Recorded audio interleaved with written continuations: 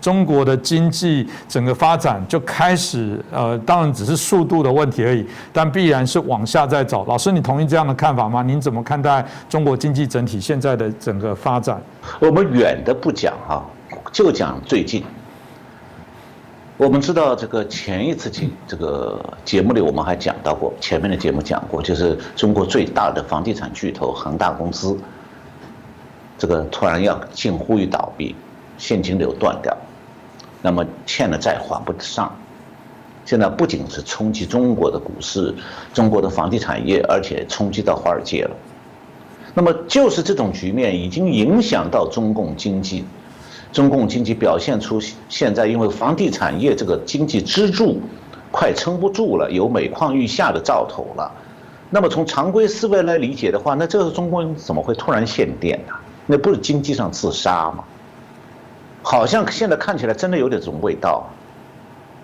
特别是现在是东部省份很多企业，特别是外企还有出口企业。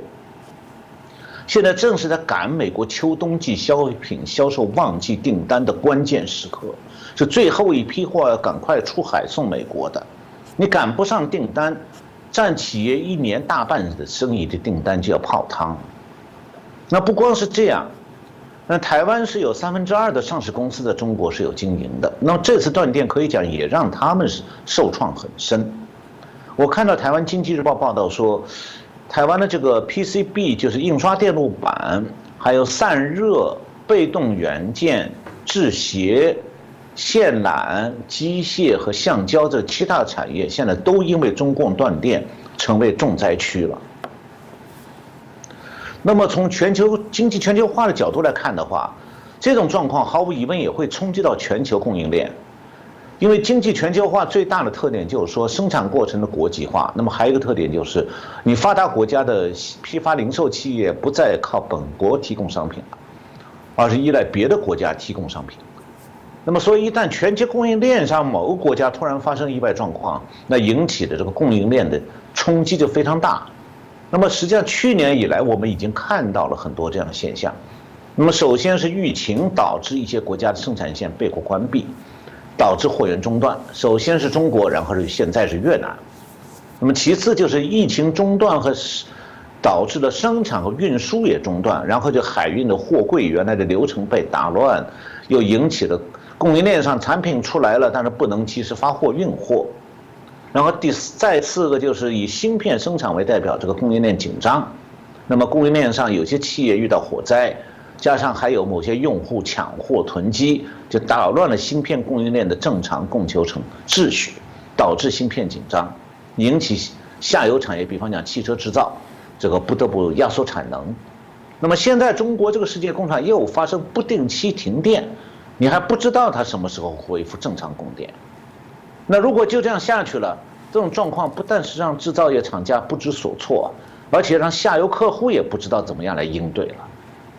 你不能跟人家讲说我们的工厂开不开，这产品出来出不来，我不知道哎，所以全看有没有电。那问谁呢？不知道。你这样的话，你客户怎么办？所以刚才讲到像这个全球化供应链这2年遭遇麻烦和冲击啊，那前面几次像疫情问题啊、运输问题啊、芯片问题啊，还都属于意外事件造成的连锁效应。那么我们会想问说，那这次断电呢，它到底是意外事件啊，还是别的？比方讲是政府计划中的行为。从常理上讲，哪里会有这样一个笨的政府自己计划一个断电，造成对经济的打击？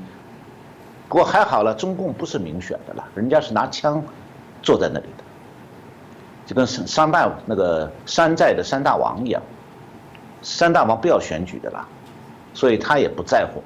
他要自杀，你还真没有办法拦他。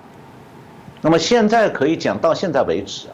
全球供应链相关的上下游厂商都还不了解中共这次断电政策的实施到底是为了什么，他为什么赶在现在这个时候断电？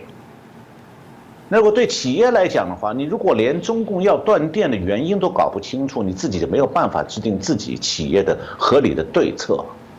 那有人会说啊，按照合理的常规的思维，这种状况对全球供应链冲击那么大，那中共肯定应该清醒地看到这个局面对中企业和中共都不利吗？他还不赶快纠正啊？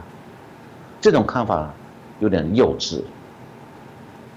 因为幼稚在哪里？就是他假定说是中共糊涂了，做了一个错误的决定，所以应该马上纠正。那问题是，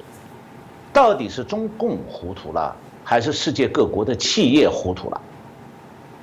那如果中共不是糊涂，他本来就清醒地追求一个更大的目标，那么中共为了中共断电而做出牺牲，这些企业你看不到里面的真实原因，那就真是企业你自己糊涂了。